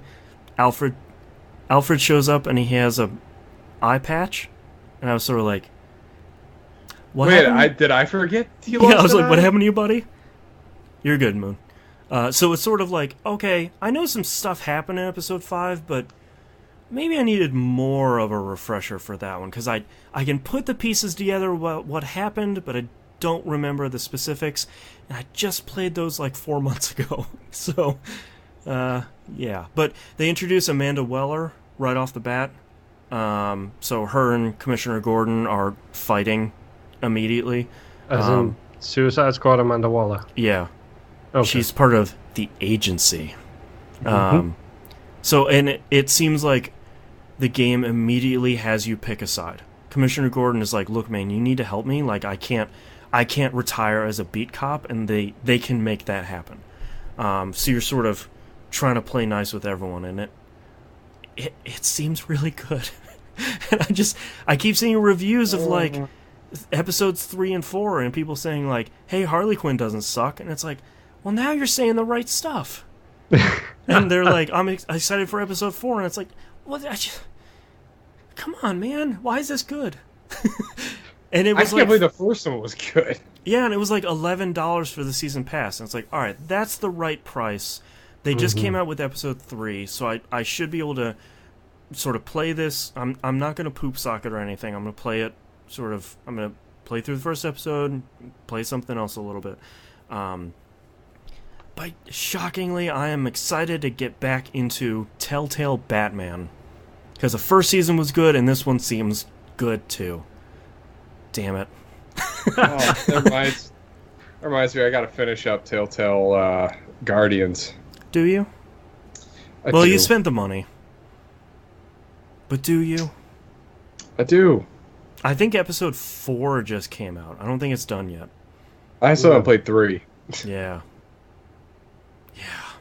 So, yeah, I'm excited to play more of that. And hopefully Life is Strange Before the Storm comes out in like the next 2 weeks, so I can talk about it in our top 10. But wink, wink, nudge, nudge. Yeah, but is the last episode making it this year? They're saying it's slated. It was like 6 to 8 weeks between episode 1 and 2, so it might be like right under the gun. But man, it's been a pretty good year for point-and-click adventure games. Especially, I think, because we played Oxenfree this year on Game Club. So, yep. Yeah. Oxenfree came out on Switch and iOS and Android this year, too. So, you own a device you can play Oxenfree on. go do that. But that's all I've been playing. So let's take a break.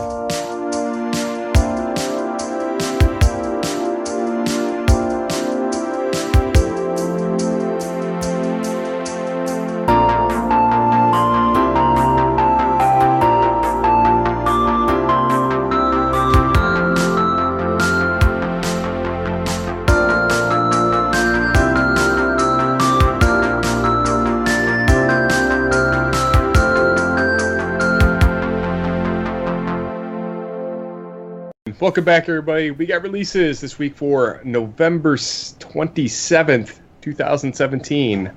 Xenoblade Chronicles 2 for the Switch. I am terrified at how large this game looks. Thankfully, I don't have a Switch. Yeah, same with Breath of the Wild, so... Yeah. You pretty much spend a year playing both those games. Yeah. Axiom Verge Multiverse Edition for the PlayStation 4, Vita, and Switch. So I had to look up what this is. It is not only a physical copy of this, but it comes with a booklet with developers' commentary and art, a poster of the world map and the items, a soundtrack CD on the Switch, not on the other versions, but also an exclusive making-of documentary. That's kind of cool. Yeah. So not only do you get to get a cool physical copy of one of the best indie games available, you also get some pretty cool stuff. That sounds like decent swag. Yeah, I think, especially since, one guy made that game under a deathly ill child and a bunch of other really terrible stuff happening in his life. I think that would be a really interesting behind-the-scenes documentary. Oh, wow, yeah, I've just realized that's why the Vita version was never out, was it? Yeah. And it was so delayed. He actually finished putting it out? Yeah, his kid was so sick when it was born. Oh, do we know who's doing the documentary? No, I wanted to say it was it 2-Player Productions? I was going to say, if it's 2-Player Productions or Area 5, that would mean it's quality. Boy, Area 5 would be great. I'll look it up while we're talking. Alrighty. Monster of the Deep Final Fantasy 15 for the PlayStation VR. This is the fishing game, isn't it? It's the VR fishing game. Now, just what you wanted. Guys, it's a VR fishing game. If they can somehow make it like Sega Bass Fishing, where it just yells fish at you whenever you've got one, that would be great. Yeah, fish. The documentary was made by 2-Player Productions. Awesome. That'll be really good then. I don't know how they've done it, but they've made a really good name for themselves. Yep. With good reason. Yeah. Alrighty. Doom VFR for the PlayStation VR and HTC Vive. That's the virtual effing reality version, isn't it? Yep. Knobs and I were talking about the possible vomitorium qualities of this game during the break. I read a lot of previews, and apparently they did something to it where it hasn't made anybody sick. So I don't know what dark magic they put in there, but I find it hard to shocking believe. because that game is blisteringly fast. Yeah. All right, we don't have any news stories, so let's move on to emails. Kevin from Cincinnati writes, with the insurgence of loot boxes and more microtransactions in AAA games today, do you think the reviewers should review the business model or even mention it? I think they should, because now when you purchase a AAA game, it seems like you're purchasing a business model now and not a game, which takes away from the experience. He has a bunch of other stuff here that we'll hit on in a minute, but I think sadly, kinda, yeah. Yeah, their job is to review a product. Inform. Yeah. Yeah. It's to inform the customers about what their opinion is on a product is, and regardless of how much loot boxes they receive from a developer or season pass things that they receive from a developer, they need to be able to tell every single customer every aspect of that game, good or bad. So yes, they need to be perfectly clear loot boxes, and if they feel like it hampers the game in any way. I mean, it should almost be distilled into the rate of unlocks. Like, is this a paid unlock, or is it an earned unlock? Yeah, like, at this point, I want to know, like, when does the game come out? How much is it? Is it Xbox One or PS4 Pro enhanced? Is it 4K? Like, I want to know that stuff. And does it have in-app purchases? And are they at the detriment to a game like we were talking about with Forza 7? Like, does this replace some sort of system to the detriment? Obviously, I want that to take into account for their score. But the unfortunate part about so many of these free-to-play systems and microtransactions being in the game is they're not patched in or turned on during a review session. They do it when they launch. So many reviewers, not to the fault of them, are going and being like, loot boxes seem okay, but they're not on. And I've been playing this game for 2 weeks, and it seems fine. And then the game comes out, and it's like, oh, man, I gave this game an 8. But now with loot boxes, it's like a 5. Like, they totally pooched this thing. So it has to be a really hard juggling act right now, and certainly nothing I envy.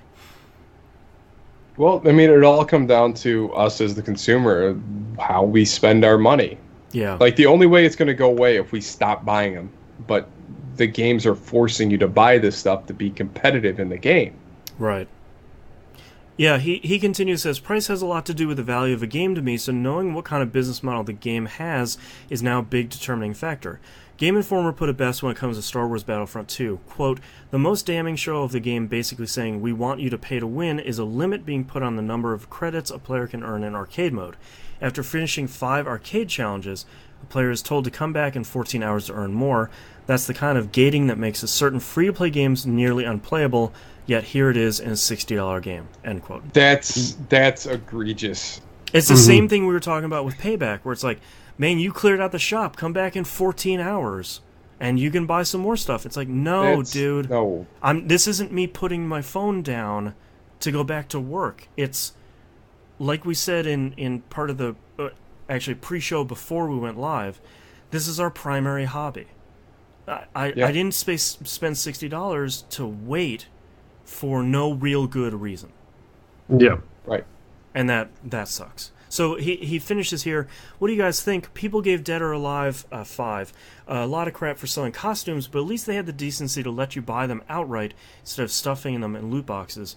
Thanks for doing the show every week. I think the most important difference between DOA 5 is they were legitimately cosmetics. Yes. You bought a $60 game, you got all of the characters, and all the costumes in the game. Yeah, all the like default costumes, and which are like 15 per character. Yes. You didn't lose anything by playing any of the online or anything. It's just if you wanted all the ladies to dress up like Santa, it was $5 a pop. And a lot of people would look at like, here's Season 6 pass for Dead or Alive, it's $150. And it's like, that's a lot of money, yeah. But you don't need it. And like you said, they're not in loot boxes. If you want Ayane's costume, keep playing. You're going to get it. Yeah, keep playing arcade mode on harder and harder difficulties. You'll unlock her costumes. That's it. Keep playing tag mode, and that's it. It's not like, thanks for finishing it. You got an arcade token. Pop that into the casino and see what loot box pops out. It's a duplicate. It's a duplicate Kasumi costume. Break that into dust, and maybe you'll be able to make one for another person. Yeah. Well, and that's where I think, like, sometimes they get some of them right. Like, I believe the way Battlefield 4 did it was they just kept gifting you crates after crates after crates. Yep. You know, for leveling up and completing in-game challenges, and they just kept vomiting stuff out there because there's so much stuff to unlock in that game. And the way Gears 4 did the cards and the extra skins in that game, that even you can use your scrap or your duplicates to create more cards. Right. Like, you don't have to spend the money. Right. And I think the hard thing that we're finding out now here in the second half of 2016 is... 2017. Thank you. Whew. All right. I think what we're finding is when those systems are tuned correctly, they feel fair. Duplicates aren't a big deal because you're getting maybe 10% of the cost to craft another card. 2% 2% is unexcusable. But Yeah. let's use 10% as a positive. But you get a. I mean, but the thing is you can play around a horde, and you're going to end up with 25 to 2,800 credits. You're going to buy anywhere between 6 to 8 boxes. And I think that's fair. You know, you're going to get a bunch of cards, and you'll get a bunch of card dust, whatever the hell they call it in that game. That's fine. But when you look at something like Overwatch, which I still think is an egregious example, you start looking at stuff like Star Wars Battlefront 2, you play one match that gets you 10% of the way to getting a crate. When you get a crate, you get 3 duplicate cards, you break those down, you get 3 dust, and a star card is like, I don't know how much it is, but it's like, let's say it's 500 to create. You very clearly and very quickly know the system is not in my favor. I can't put the time in to match someone dropping $20. They immediately have an advantage. And you can tell that right away, and I think that's when it gets really bad. Because it just feels it's blatantly greedy. And there's no way around it. Especially for a $60 game. I'm going to keep saying that. Mm-hmm. Well, yeah, and that was the good thing with, keep going back to the way Gear's system worked, is the cards really are only perks for horde mode and a cooperative mode. Whereas pretty much all the other cards in that game that would be for versus are just bounties that get more stuff to buy more cards for the other modes. Right. And skins and whatnot. Yeah. And I think that's fair, but like, you look at Battlefront 2 and you say, if you're going to dive this deeply in a lot of this loot box stuff and a lot of free-to-play stuff, let's make the game free. It should be free-to-play. Yeah. Mm-hmm. Yeah. If it's free-to-play, it has to be free-to-play. Honestly, it was so egregious that I didn't even look at it. Yeah. Like when I played it. I just hopped in and just played. Yeah. And immediately got rolled constantly, but whatever. The NIMP has a question that sort of piggybacks on this one. Since the industry seems to be shifting gears and supporting microtransactions in games, do you think that means DLC is slowly disappearing? Honestly, the last good DLC I can think of that came with a great amount of content was for The Witcher 3. Yeah, I think in general you'll see more and more studios take up on the Titanfall 2 approach. We're not going to give you a season pass, we'll just keep giving you content for free to refresh the content, to keep it new, to keep it fresh, to keep it in your mind. Right. And microtransactions is how they're going to keep taking the money for that DLC. And they will probably make a lot more money for the microtransactions than they ever would with the season pass. And I mean, that's sort of what you hope for something like Battlefront 2, where it's like, all right, if I paid the $60 and I don't buy any of the microtransactions or any of that stuff, what's up? That's a great point. I didn't hear any of it. Oh, I'm cutting out again.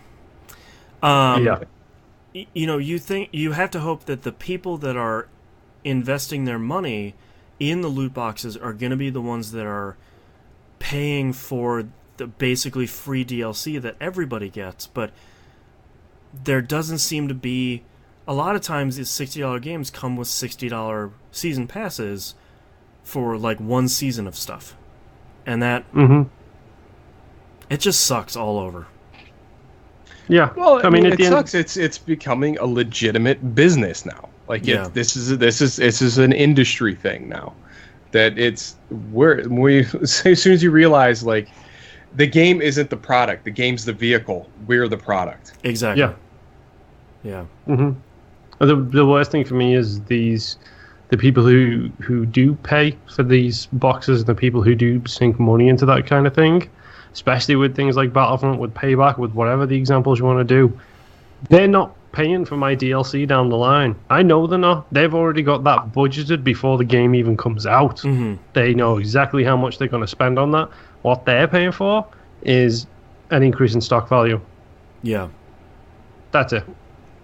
But the hard thing is if they just make a good game, people will gladly throw money at it anyway.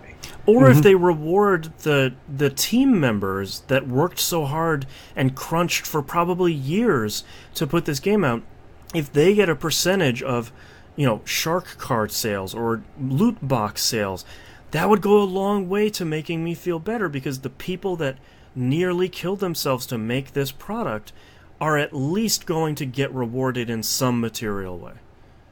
Well, yeah, and then that would have to mean that it'd be in their contract that they are part shareholders of the revenue of that game. And that'd be great. Instead, that's the only way to do profit sharing. But the problem with the profit sharing is that goes to stakeholders and shareholders. It does not go to people who are creating. Right. Mm-hmm. And which is the worst double-edged sword in this industry.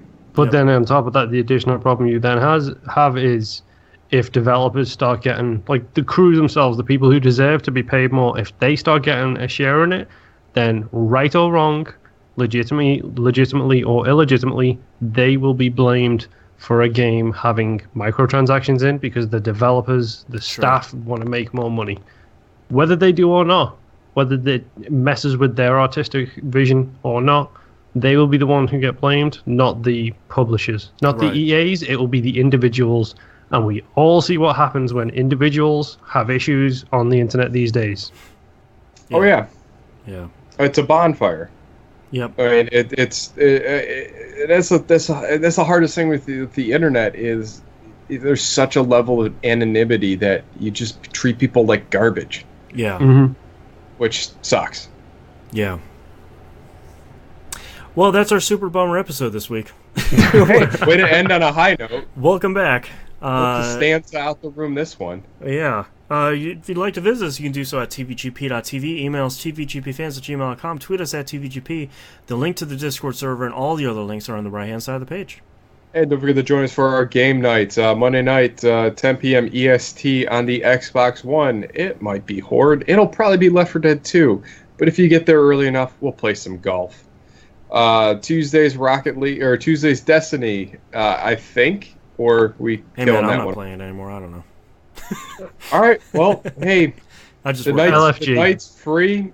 Send a message to Discord. I'm sure somebody will join you. Yeah. Mm-hmm.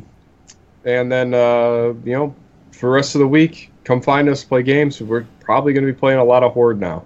Yeah. Because they updated some maps, made some cool changes. It's beautiful. The cards go up to 20. I need to fill up those bars, sir. Yeah. Oh, wow. Patreon.com/E1M1 to support us every other month. You guys can vote for what we play. The randomizer will come up with 3 games, and I will present them, and you will vote on them. That's on top of all the free stuff, not free stuff, behind-the-scenes stuff and the early access stuff you get, and the live streams and all that good stuff. Patreon.com/E1M1. You can follow us, Twitch.tv/E1M1 Network, that video game podcast on YouTube. I think that's all the plugging and shilling. We'll see you all next week. Laters. See ya. I feel like bummer weeks don't give us a ton of great titles. Moon, prove me wrong. Okay. Hey Luke. Han Solo was unlucky. Probably one of my issue-ins. I'm not saying I'll enjoy it. I tend them rabbits, George. Yep. Waiting for the butt to drop. CSI Magi, Notepad Error, Assassin's Creed Pocket Camp, and The Night Above. We made it to Wave 3, which is just really good delivery from Knobs. Han Solo was lucky, and White Dude number 330. You said White Dude number 330. I think Boston I did. Boston did about Tyler from Payback. You might have stepped away, Knobs. Oh. Yes. Sorry. No, that's okay. Hey man, when you gotta go, you can't just hold it in. Yeah, I want to be on drinking water at a liter at a time. I mean, it catches up to me every once in a while. It's gotta go somewhere. Yeah. The kid needs to work. I don't know if I feel super strongly about any of them. Assassin's Creed Pocket Camp is kind of funny. No pet Considering error. the end tone of this episode, I'm not saying I'll enjoy it. It's pretty great. That's not a bad point. I'm not saying. I hope you guys play Shadow Warrior 2 just so you can hear that line. It was delivered so well. Yeah. It's a reference. It's a reference I never saw coming. Yeah. I'm okay with I'm not saying I'll enjoy it. Because that was specifically Nobs talking about Battlefront 2 multiplayer. Yeah. I mean, I'll play it. I'm not saying I'll Yeah. enjoy it. Alright, I'll circle that. Wait, I said that? Yeah. You said, if you want to play some multiplayer, send me an invite. I'll play it. I'm not saying I'll enjoy it. Yeah. All right, starting in 3, 2, 1. This is That Video Game Podcast, episode 527 for November 27th, 2017. I'm not saying I'll enjoy it. I'll try. No, he won't. What's going on with the Chuckle Sisters over here? Did I cut out again? As soon as it went all tinny, as soon as you started talking. God, this computer. It's killing me, man. Again, I didn't hear a word you said. Thank you, everyone, for watching. We'll see you next week. Bye. Bye.